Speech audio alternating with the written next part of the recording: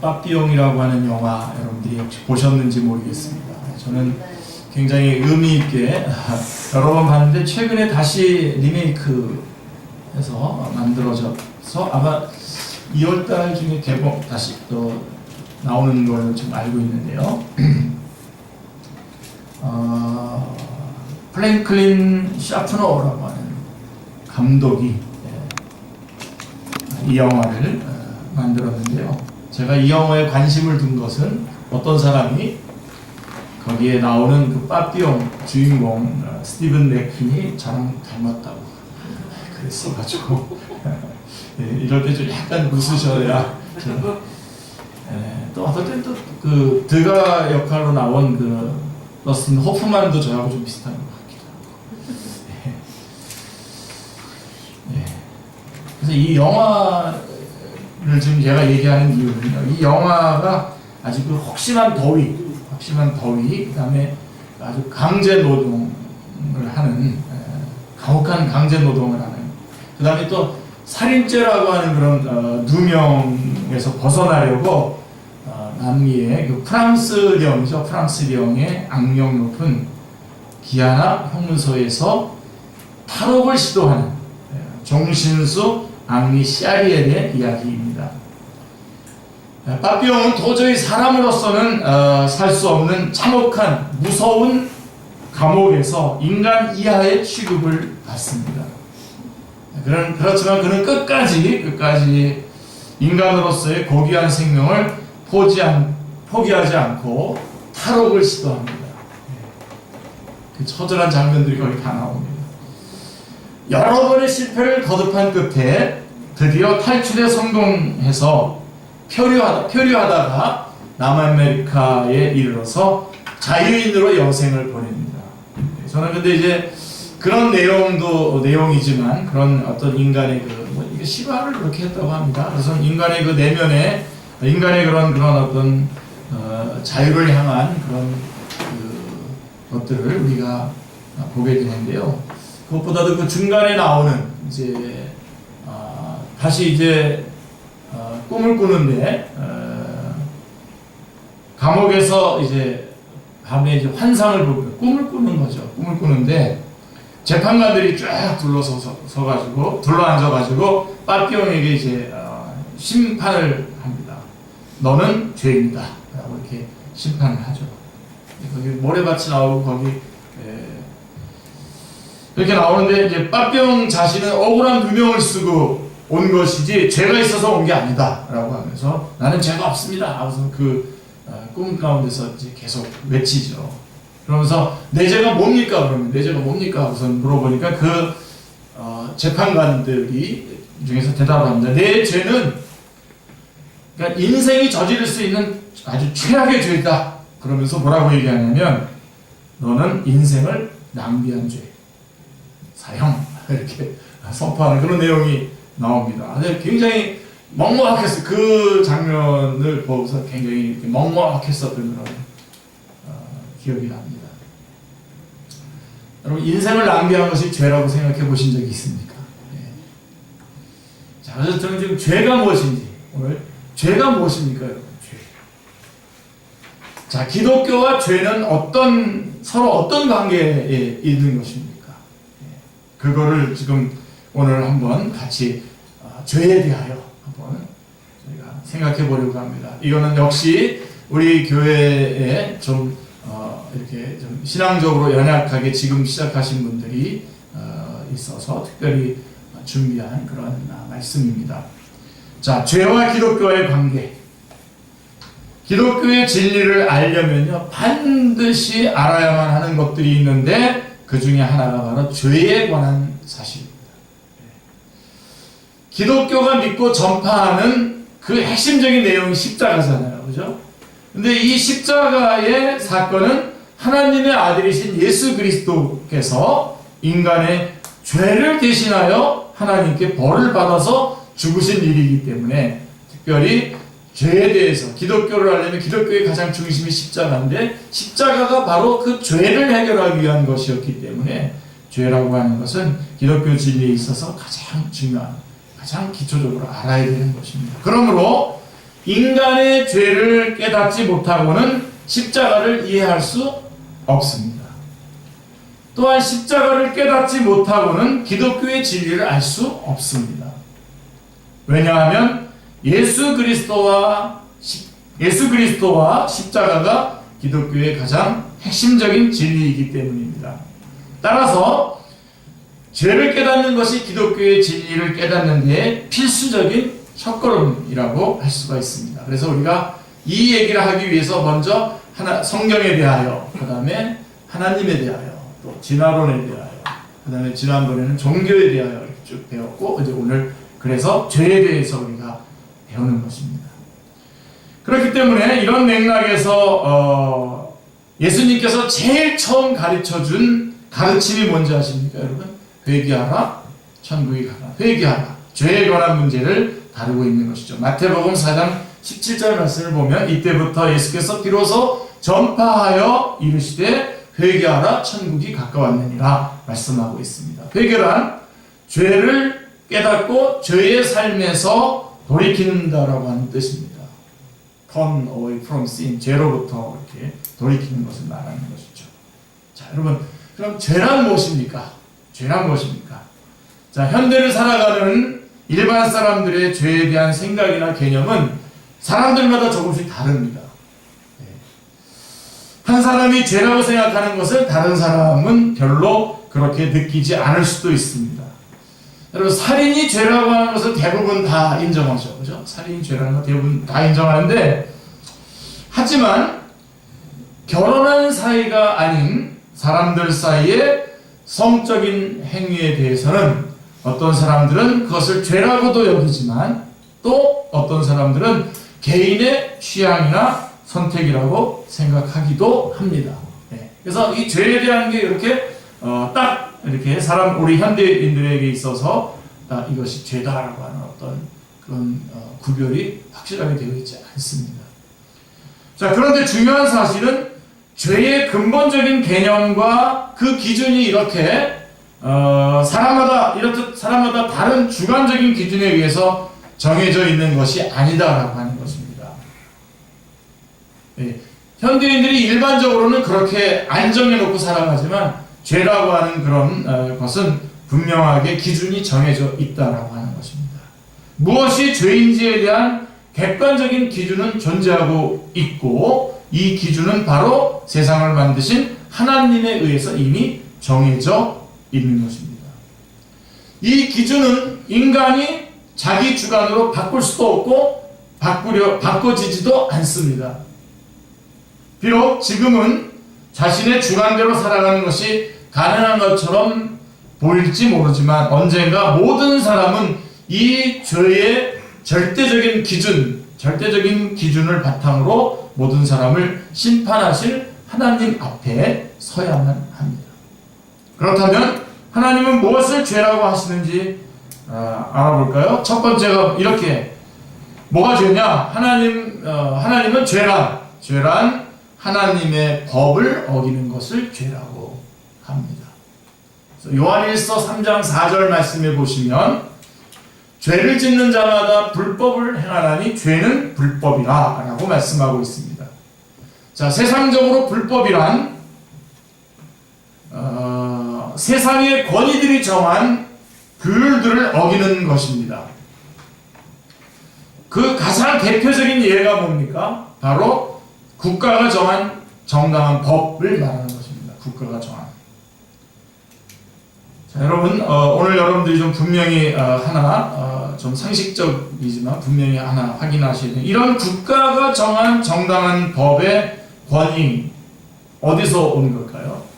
이것도 궁극적으로는 하나님께로부터 왔다라고 하는 것입니다. 여러분, 로마서 13장 1절 말씀을 보시면, 1절, 2절 말씀을 보시면, 각 사람은 위에 있는 권세에 복종하라. 권세는 하나님으로부터 나지 않음이 없나니 모든 권세는 다 하나님께서 정하신 거라. 그러므로 권세를 거스르는 자는 하나님의 명을 거스르니 거스르는 자들은 심판을 자취하리라. 이렇게 말씀하고 있습니다. 그래서 죄란 뭐냐? 하나님의 법을 어기는 것입니다. 그 법은 특별히 인간, 그 국가가 정한 정당한 법들을 포함하고 있는 것을 말씀해주고 있습니다. 또한 성경이 말하고 있는 죄란 그러한 법뿐만 아니라 하나님의 법뿐만 아니라 하나님이 정한 규범들을 어기는 것이 죄입니다. 자, 여기에는 인간의 하나님을 향한 피조물의 의무와 인간들 사이에서의 도덕적 규범들이 있습니다. 하나님께서 우리 인간을 만드셨을 때에 우리의 내면에 이러한 도덕적 기준을 심어 주셨으며 우리는 이것을 뭐라고 얘기하죠? 양심이라고 부릅니다. 그러므로 죄란 하나님이 주신 양심을 바탕으로 해서 양심을 바탕으로 깨달아지는 도덕과 선을 향한 삶의 실패, 도덕과 선을 향한 삶의 실패를 의미합니다. 자, 그런데요, 여러분, 인간의 양심조차도 서로 다르지 않습니까? 인간의 양심조차도 죄로 인해서 손상되어서요, 상태이기 때문에 사람마다 가진 양심의 기준이 다르고 따라서 객관적인 판단을 하기가 불가능합니다. 그래서 여러분, 가장 중요하게 붙잡아야 되는 말씀이 바로 이겁니다. 말씀을 통하지 않고서는, 하나님이 우리에게 주신 말씀을 통하지 않고는 무엇이 죄인지에 대한 객관적이고 분명한 기준을 제대로 알 수 없다는 것입니다. 이러한 혼란스러운 상황 속에서 하나님은 성경의 십계명으로 대표되는 율법을 주심으로 우리 인간이 살아야 할 삶에 대한 객관적인 기준을 제시하셨습니다. 따라서 십계명은 인간의 삶에 대한 하나님의 객관적인 기준인 동시에 우리가 어떻게 그리고 얼마나 하나님의 기준에 부합하지 못하는 죄의 삶을 살고 있는지를 보여줍니다. 십계명을 통하여 알 수 있는 죄의 개념은 크게 두 가지입니다. 두 가지인데요. 먼저는 죄란 하지 말아야 할 것을 하는 것이 죄입니다. 살인하지 말라, 도둑질하지 말라, 간음하지 말라, 거짓말하지 말라, 남의 것을 탐내지 말라 이렇게 했지만 이것들을 어기고 저지르는 것이 죄가 되는 것이죠. 또 하나는 십계명이 말하는 또 하나는 해야 할 것을 하지 않는 것이 죄입니다. 그래서 하나님을 하나님으로 알고 하나님만 섬겨야 하는데 그렇지 못한 삶이 죄고 또 안식일에는 하나님을 예배함으로 보내야 하는데 그렇지 않는 것이 죄인 것이죠. 자, 이렇게 볼 때에 모든 사람이 죄를 지었고 또 죄를 짓고 있다는 것을 깨달을 수 있을 것입니다. 그래서 로마서 3장 9절에 같은 경우는 의인은 없나니 하나도 없도다. 그 다음에 로마서 3장 24절 같은 경우에 보면 모든 사람이 죄를 범하였음에 하나님의 영광이 이르지 못하더니 라고 말씀하고 있습니다. 그래서 모든 사람이 죄를 지었고 또 죄를 짓고 있음을 깨달을 수 있습니다. 또한 죄 중에 가장 근본적이고 커다란 죄는 바로 하나님을 알려고도 하지 않고 또 그분을 영화롭게 하지 않는 것이라고 성경은 말씀하고 있습니다. 그래서 로마서 같은 경우는 로마서 1장 18절부터 쭉 오늘 18절부터가 우리 본문이지 않습니까? 18절부터 쭉 이렇게 3장 20절까지 쭉 이렇게 죄에 대해서 아주 적나라하게 우리 모든 사람이 죄인이라고 하는 것을 지적하고 있는데 그 중에 1장 18절부터 21절 말씀을 보시면 하나님의 진노가 불의로 진리를 막는 사람들의 모든 경건하지 않음과 불의에 대하여 하늘로부터 나타나나니 이는 하나님을 알만한 것이 그들 속에 보임이라. 하나님께서 이를 그들에게 보이셨느니라. 창세로부터 그에 보이지 아니하는 것들 곧 그의 영원하신 능력과 신성이 그가 만드신 만물에 분명히 보여 알려졌나니 그러므로 그들이 핑계하지 못할지니라. 하나님을 알되 하나님으로 영화롭게도 아니하며 감사하지도 아니하고 오히려 그 생각이 허망하여지며 미련한 마음이 어두워졌나니 라고 말씀하고 있습니다. 그래서 말씀하고 난 다음에 창세기 로마서 3장 18절에 가면 하나님을 두려워하는 것이 그 속에 없다라고 이렇게 결론을 내리고 있습니다. 그리고선 3장 23절에 모든 사람이 죄를 범하였으며 하나님의 영광을 이기지 못한다 라고 이렇게 말씀하고 있습니다. 하나님을 알려고 하지도 않는 인간의 죄성 그리고 하나님을 두려워하지 않는 인간의 교만으로부터 모든 불법이 자행되는 것입니다. 하나님을 모르고 하나님을 두려워하지 않기 때문에 인간은 자기 멋대로 하나님의 법을 무시하는 생각과 말과 행동을 합니다. 따라서 인간의 죄의 뿌리는 바로 하나님을 향한 인간의 무지와 그분의 존재와 영광을 무시함에서 비롯된 것입니다. 그래서 모든 사람이 죄 가운데 있다라고 하는 것을 성경은 말씀하고 있는데요. 그럼 그 죄의 결과가 무엇일까요? 그 죄의 결과. 인간은 죄를 통해서 하나님으로부터 멀리 떨어지게 되었습니다. 멀리 떨어지게 되었습니다. 죄 때문에 마음이 허망하여져서 하나님을 알지도 또 알려고도 하지 않으며 또한 죄 때문에 거룩하신 하나님께 나아갈 수 없는 존재가 되어버렸습니다. 결국 죄 때문에 인간은 불멸의 존재이신 하나님으로부터 분리되어 사망의 상태에 이른 것이죠. 그래서 이사야서 59장 2절 말씀, 여러분 이 기절은 중요한 기절이기 때문에 이렇게 써놓으셨다가 한번 암송하시면 굉장히 여러분의 기준을 바로 잡는데 항상 아주 귀한 말씀이 될 건데요. 이사야서 59장 2절인데 오직 너희 죄악이 너희와 너희 하나님 사이를 갈라놓았고 너희 죄가 그의 얼굴을 가리어서 너희에게서 듣지 않으시게 함이니라. 그러니까 우리의 죄가 하나님과 우리 사이를 갈라놓았다는 것입니다. 우리의 죄가. 그러니까 이 죄의 문제야말로 가장 심각한 문제죠. 죄로 인한 하나님과의 분리의 결과, 죽음이 인간의 삶 속에 들어오게 된 것입니다. 그래서 로마서 6장 23절은 뭐라고 말씀하고 있습니까? 죄의 삭은 사망이요 하나님의 은사는 그리스도 예수 우리 주 안에 있는 영생이라 말씀하고 있습니다. 죄의 삭은 사망입니다. 죄를 짓게 되면 결과적으로 사망에 이르게 된다라고 하는 것입니다. 그래서 그 죄가 실제적으로 우리의 삶 가운데서 실제적으로 어떻게 역사를 하게 되냐? 하나님과의 분리와 죽음을 가져온 이 죄가 인간의 삶에서 실제적으로 어떤 역할을 하고 있습니까?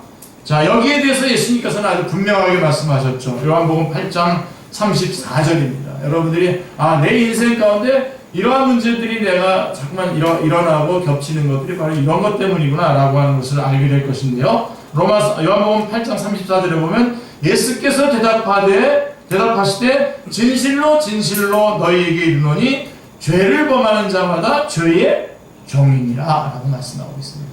죄의 노예가 되는 것입니다. 예수님은 인간이 죄를 지으면 죄의 종, 죄의 노예가 된다고 말씀하셨습니다.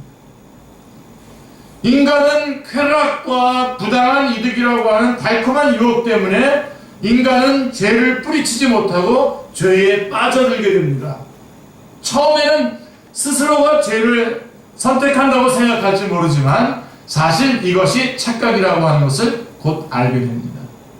죄에 빠져들수록 나중에는 자신의 의지와 상관없이 죄가 조종하는 대로 끌려다니는 처지가 되는 것입니다.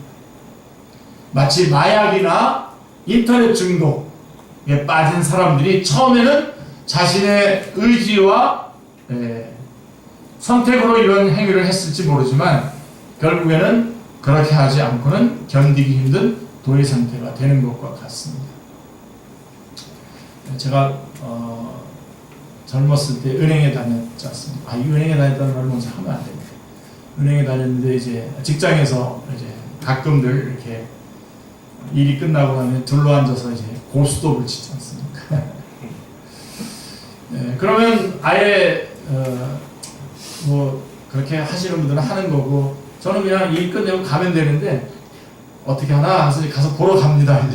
이제 뭐 부장님이면 부장님, 지점장님실에서 이제 둘러앉아서 이렇게 그래서 재밌잖아요. 보고 있는 거 재밌는데 그 중에 이제 치던 사람이 이제 한 사람이 화장실을 가요.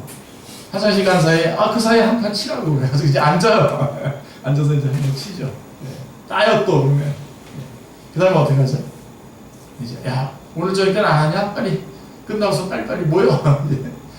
처음에는 구경하러 갔다가 이렇게 들어가서 그 다음에 맛을 내리고 거기 이제 빠져 이제는 헤어나오지 못하고 이제 집문서도 갖다 내고 가정이고 뭐 다 파탄되는 거죠. 별로 시간이 안 가시는 거죠, 여러분. 지금 얼굴 표정이. 예. 바로 그렇게 이런 마약이나 인터넷 중독이나 바로 그런 것처럼 이렇게 한번 거기에 빠지게 되면요, 노예 상태가 되는 거죠. 예, 더 나아가서는 처음에 느꼈던 죄의식은 점점 더 무뎌지고 나중에는 자신이 저지르는 습관적이고 반복적인 죄를 하나의 당연한 일상으로 여깁니다. 그래서 아주 일상적으로 그냥 죄의 노예가 돼서 살아가는 겁니다. 이것을 예수님은 죄의 힘에 인간이 지배당하는 노예 상태라고 말씀하신 것입니다. 처음에는 내가 죄를 선택하지만 결국에는 죄가 나를 노예처럼 끌고 다니게 된다는 사실입니다. 자, 그리고 여러분, 더 중요한 것은 이 죄에 대해서 하나님은 이 죄를 하나님은 어떻게 여기시는가? 하나님이 죄를 얼마나 심각하게 여기시고 극도로 싫어하시는지를 잘 알 수 있는 두 가지 단어가 바로 십자가와 지옥입니다. 십자가와 지옥. 거룩하신 하나님이 죄를 얼마나 끔찍히 싫어하시는지를 아주 적나라하게 보여주신 곳이 바로 십자가입니다. 죄에 대해서는 하나님께서 도저히 그냥 넘길 수 없으시다 라고 하는 것이 십자가입니다. 십자가에서 하나님은 죄를 향한 그 엄청난 진노를 끔찍한 죽음의 형벌로 보여주셨습니다. 죽음의 형벌로 죄의 그 끔찍한 것들을 보여주셨습니다. 그게 바로 십자가입니다. 그래서 우리는 예수님의 십자가를 바라보면서, 야, 하나님이 정말 죄에 대해서는 절대로 그 어떤 것도 용납할 수 없으시구나. 죄에 대해서는 철저하시구나. 라고 하는 것을 우리는 십자가를 통해서 볼 수 있는 것입니다. 그러면서 여러분, 우리가 또 동시에 십자가를 한번 바라보십시오. 카를 마르트가 이거 십자가를 더블 이미지로 봐야 된다고 그랬는데요. 십자가를 다시 한번 바라보시면서, 하나님은 동시에 죄에 대해서 그렇게 진저리 치시는 하나님께서는 또 동시에 그 죄인들을 그 죄의 형벌로부터 구하시려고 하는 하나님의 엄청난 사랑을 또한 우리는 십자가에서 볼 수가 있는 것입니다. 그게 십자가입니다. 네. 죄의 문제 때문에 일어나는 문제인 것입니다. 십자가를 믿으면 자신의 모든 죄가 용서받을 수 있지만, 그렇지 않으면 그 십자가의 끔찍한 운명을 믿지 않은 그 사람이 스스로 다 자기가 감당을 해야 됩니다. 여러분, 예수님께서 왜 십자가에서 그렇게 처참하게 그 육체적인 모든 고통뿐만 아니라 그 제자들로부터 배반당하고 그 백성들로부터 배반당하고 그 제사장이나 모든 이런 빌라도나 이런 모든 사람들한테 온갖 조롱과 배반과 그런 모든 것들을 다 당하시면서 절절절절 피를 흘리시면서 십자가에 그 못 박히셔서 그렇게 돌아가셨는지 아십니까? 왜 그러셨는지 아십니까? 우리가 예수 그리스도를 믿지 않고 그 죄의 문제를 해결하지 않으면 우리가 그렇게 당해야 되기 때문에, 우리가 그곳에 오지 않도록, 그 십자가를 지지 않고 지옥에 오지 않게 하시기 위해서 예수님께서 그 모든 죄를, 모든 그 대가를 다 담당하신 것입니다.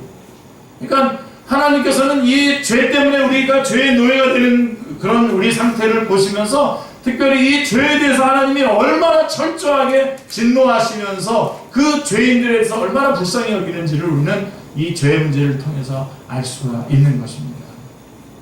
그래서 나오는 단어가 십자가고, 또 나오는 단어가 지옥이라고 하는 단어입니다. 지옥에 대한 그 처절한 것은 제가 성경에 있는 그대로 다 설명하려고 하더라도 시간이 없을 겁니다. 굉장히 엄청나죠. 약간 온갖 육신적인 고통뿐만 아니라 그가 겪고 있는 모든 고통들이 많죠.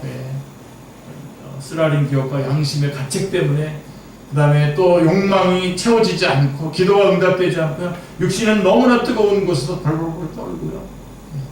온갖 수치를 다 당할 뿐만 아니라 세상에서 가장 같이 있기 싫어하는 사람들과 같이 있어야 되고요. 그리고 지옥의 가장 악보는 뭐냐면요, 영원하다는 겁니다. 거기서 다시 나올 수 있는 세컨 찬스가 없어요. 두 번째 기회가 없는 곳이 지옥입니다. 영원한 형벌을 받는 곳이죠. 그런 문제가 왜 대두가 되냐? 우리 주님께서 그렇게 철저하게 지옥을 강조한 이유가 뭐냐? 바로 이 죄의 문제 때문에 그런 것입니다. 십자가를 받아들이지 않는 영혼들이 스스로 죄의 값을 영원히 치러야 하는 곳이 바로 지옥입니다. 지옥은 하나님으로부터 영원히 분리된 죄인들이 자신들의 죄에 대한 결과를 영원히 맛보아야 하는 곳입니다. 그렇기 때문에 여러분들이 예수님을 믿고 죄의 문제를 해결한다는 것은 최고의, 우리 인생이 결정적으로 해결해야 될 가장 중요한 문제인 것입니다. 자, 그러면 말씀을 맺으면서 성령님께서 말하는 죄, 그럼 죄라고 했을 때에 성령님께서 우리에게 말해주는 죄, 결정적으로 말씀하시는 그 죄가 무엇이냐? 요한복음 16장에 보시면요, 예수님은 보혜사 성령님이 오셔서 하신 일에 대해서 말씀해주고 있는데 8절 말씀해 보시면 잘 보십시오. 그가 와서 죄에 대하여, 의에 대하여, 심판에 대하여 세상을 책망하시다. 거기서 말하는 저 그는 보혜사 성령님을 말하는 것입니다. 예수님 가시면서 내 대신 보혜사 성령님이 오시겠다고 그랬어요. 다시 말하면 예수 그리스도의 영이죠. 우리를 위로하시고 우리를 위해서 변호해 주시고 우리를 상담해 주시는 그 보혜사 컴포터거든요. 보혜사 성령님께서 이제 오셔서 우리에게 책망을 하시는데 뭐에 대해서 책망하냐면 죄에 대해서, 의에 대해서, 심판에 대해서 책망을 하시겠다는 겁니다.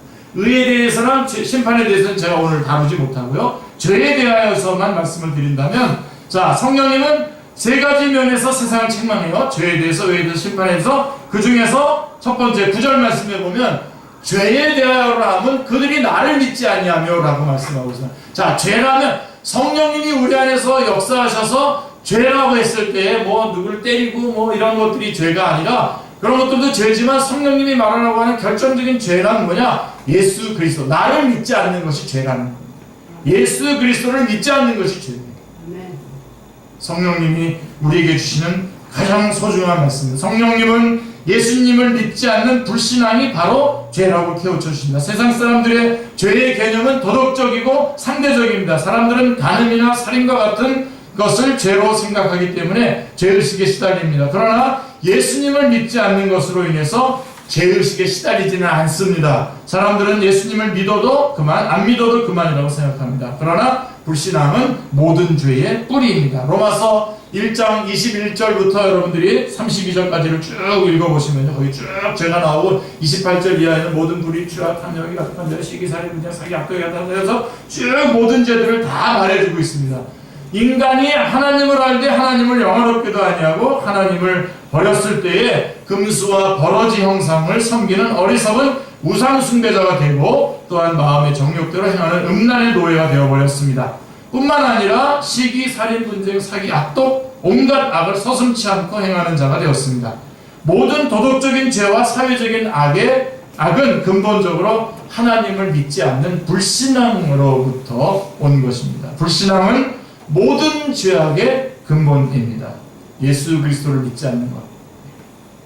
그러므로 불신앙의 죄를 깊이 회개하면 치료 불가능하게 보이는 도덕적인 죄도 치료받을 수 있습니다.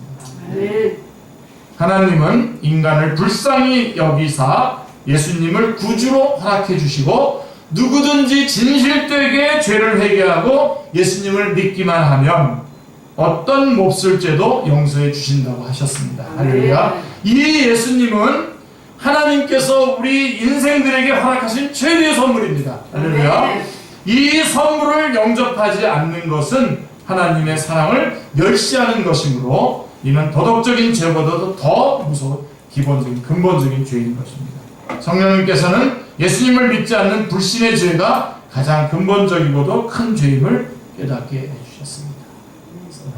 죄에 대하여 여러분에게 이렇게 말씀을 전했습니다. 예수님을 여러분의 구주로 영접하시는 귀한 시간 되시길 바랍니다. 기도하겠습니다. 하나님 아버지, 감사합니다. 오늘 죄에 대하여 말씀해 주시고 죄로 말미암아 저희가 하나님과의 관계가 깨어지고 그로 말미암아 죄의 노예가 되고 또 하나님께서 이 죄에 대하여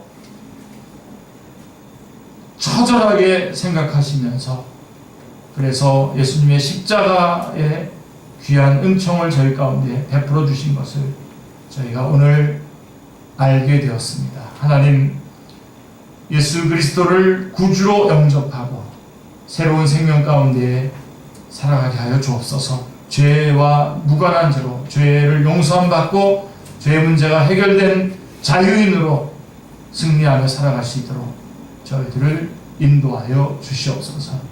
주님께서 우리 한 사람 한 사람 안에 구주가 되어 주시고 생명의 주인이 되어 주시옵소서. 감사드리오며 주 예수 그리스도 이름으로 기도드리옵나이다. 아멘.